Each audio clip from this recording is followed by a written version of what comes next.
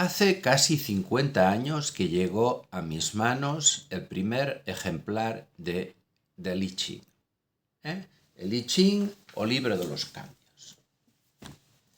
Esta es la versión que me llegó y la versión que continúo teniendo porque es como la versión más clásica, aunque luego ya explicaré que vale la pena complementarla con otra. Llegó un poco dentro de toda la moda contracultural que venía de Estados Unidos, de los hippies, que nos fascinó a estos jóvenes que todavía estábamos en el tardofranquismo, ¿no?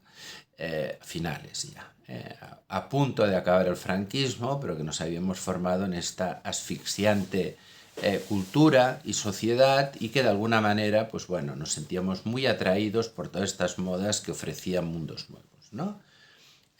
Alan Watts era un poco el guía, el camino del Tao, el camino del Zen, y luego pues este libro misterioso que ligaba mucho con la fascinación que sentíamos por este Oriente, que era una especie de este otro misterioso, ¿no? Como una sabiduría primordial, tradicional, etc. Bien, la cuestión es que, bueno, el libro este jugábamos un poco como sistema de adivinación, poco superficialmente, ¿no? Pero quedó, digamos, en mi imaginario, el de muchos otros. Luego, posteriormente, empecé a practicar Tai Chi, Chi Kung, me volvió a interesar el taoísmo, me volvió a interesar Confucio, y bueno, hice un curso de una cierta profundidad sobre el I Ching que dio un hombre muy entendido, budista, ya fallecido, y con él aprendí un poco a utilizarlo, digamos, de una manera inteligente. Lo que Li Ching habla para el hombre noble. Porque él dice que el hombre vulgar lo que busca son adivinaciones, respuestas, porque lo que implica, digamos, una lectura del hombre noble, del hombre más sabio, es que ya tiene un criterio, tiene una responsabilidad y por lo tanto no busca ni que le digan lo que pasará, ni busca que respondan por él a las decisiones que tiene que tomar, ¿no? Entonces, el I Ching sería un libro de reflexión y de orientación. Y en esta medida me ha servido mucho. Porque luego empecé a estudiar, a trabajar, a dialogar con toda una serie de pensadores que dialogaban con la propia tradición china en chino, como por ejemplo Jean-François Villeter o François Julien, o bien chinos como François Chen, que habían llegado a Europa, a Francia. Y bien, todo esto me permitió volver a profundizar en el tema. Y bueno, lo que he estado haciendo durante muchos años, yo que no soy ningún experto en el I Ching ni me presento de esta manera, es utilizarlo como una caja de herramientas. Una caja de herramientas de reflexión sobre las situaciones que se dan en mi vida, ¿no?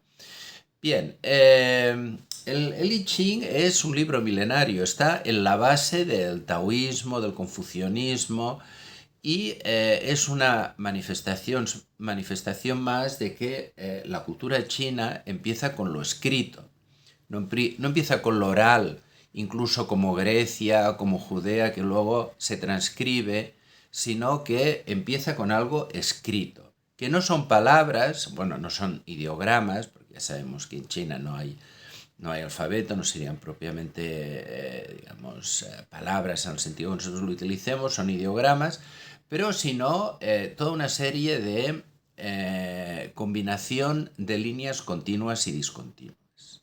Es decir, si en el taoísmo, o incluso más amplio, cosmología china, podemos considerar que todo empieza por este vacío que se convierte en una unidad primordial a partir de la que surge la polaridad yin-yang y hay como un medio, lo que llamo un medio vacío, que es el elemento que los transforma, porque el yang siempre tiene un punto yin y el yin un punto yang, por lo tanto no son opuestos, sino que son dos polaridades que se van transformando, ¿no? Entonces, ¿qué es lo que hace el I Ching? Coge una línea continua, que sería Yang, y una línea discontinua, que sería la línea Yang, Yin.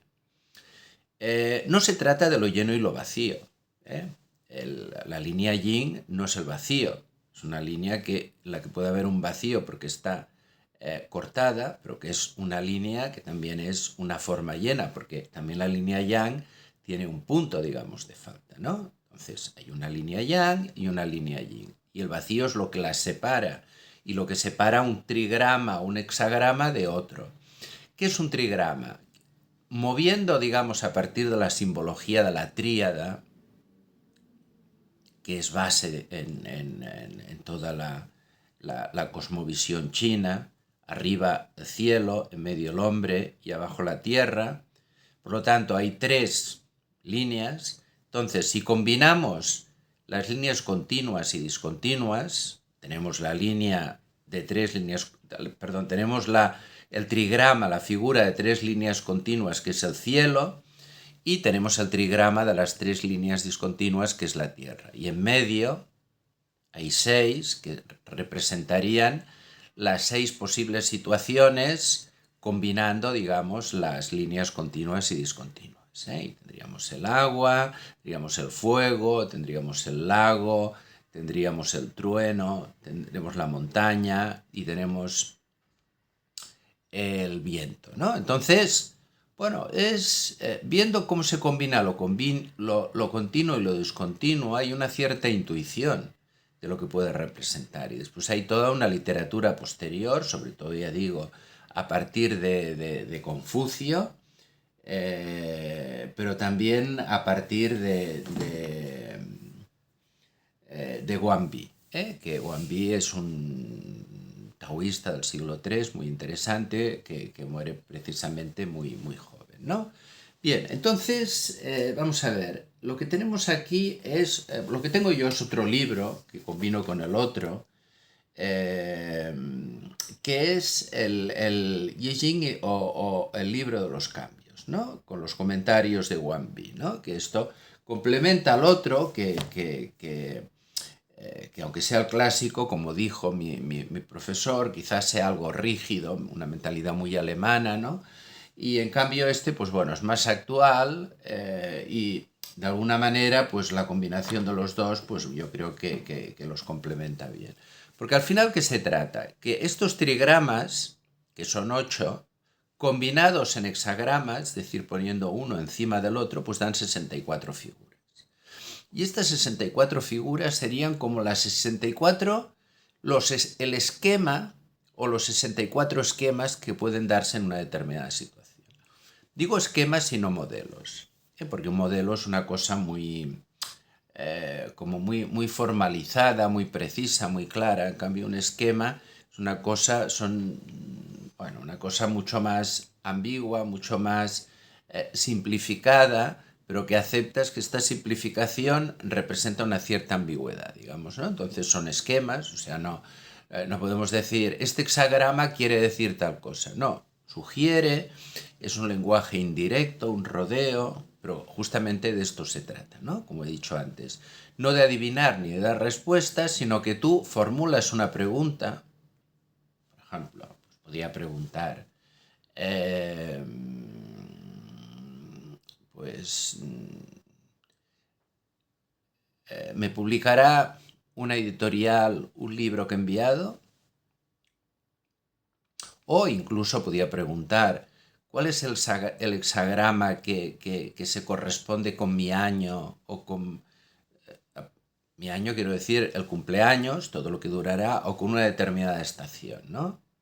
O con un determinado conflicto. ¿Qué pasará con esta problemática que tengo con tal persona, ¿no? Entonces, como digo, no se trata de buscar respuestas, ni de que te adivine lo que pasará, sino de un hexagrama que de alguna manera es como el punto de reflexión relativo a la pregunta, o relativo al momento, o relativo al tiempo. Entonces, ¿cómo funciona? Tenemos estos 2 libros, entonces, tenemos que tener 6 monedas. Una es cara y otra es cruz. Una es yang y otra es yin. Hemos de tener muy claro lo que es la cara. Por ejemplo, nosotros decimos, por ejemplo, nuestras monedas cara o cruz.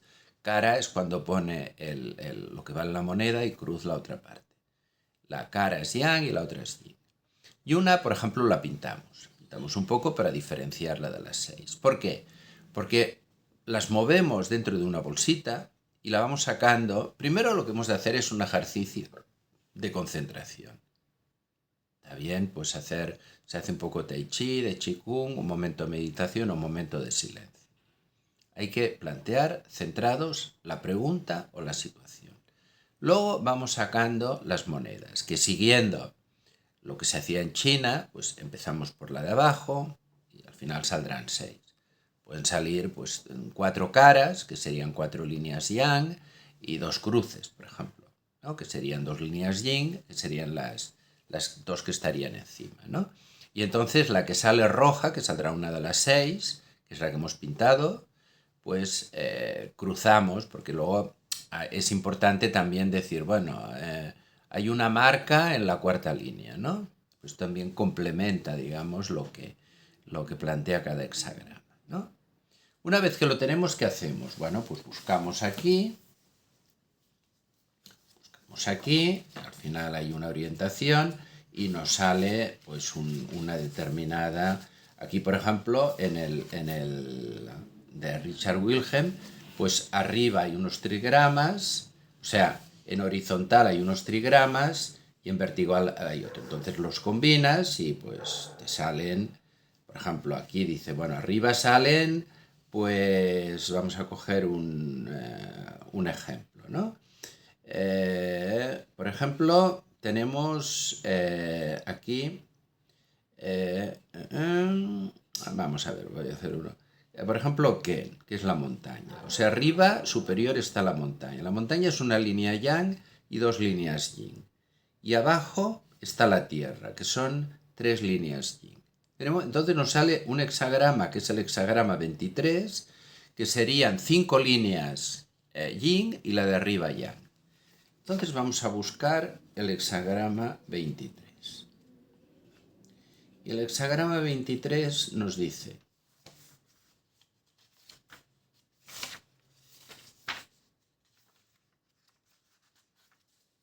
vamos a ver, tengo 22, la desintegración. Entonces, bueno, hay aquí comentarios, por ejemplo, vamos a ver, aquí vemos 5 líneas discontinuas que nos viene un poco la imagen de que hay algo que se está deshaciendo. Por ejemplo, dice aquí, la imagen. La montaña reposa sobre la tierra, la imagen de la desintegración. Así los superiores, solo mediante abundantes dádivas, a los inferiores pueden asegurar su posición. Bueno, todo esto, vamos a ver, luego miramos el otro comentario. Hay que ver sobre todo lo que nos sugiere a nosotros.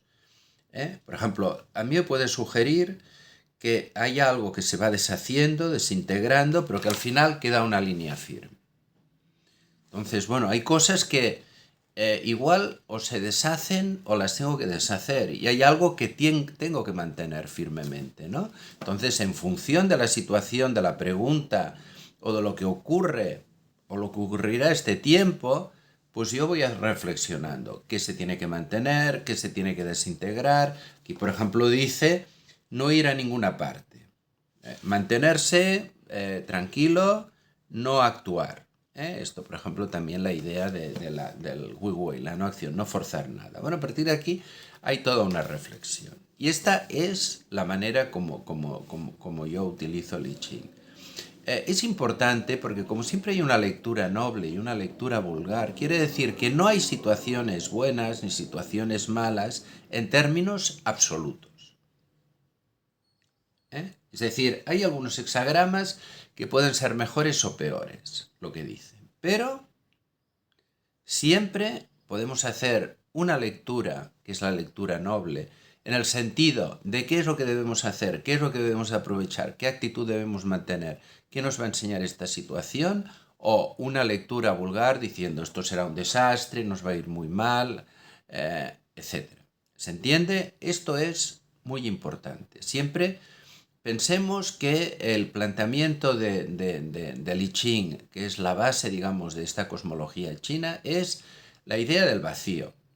Y vacío quiere decir que cualquier polaridad, sea yang o sea yin, y cualquier combinación de las dos siempre tiene un punto de falta. No es nunca total, no es nunca completo. Por lo tanto, todas las situaciones plantean alguna salida posible.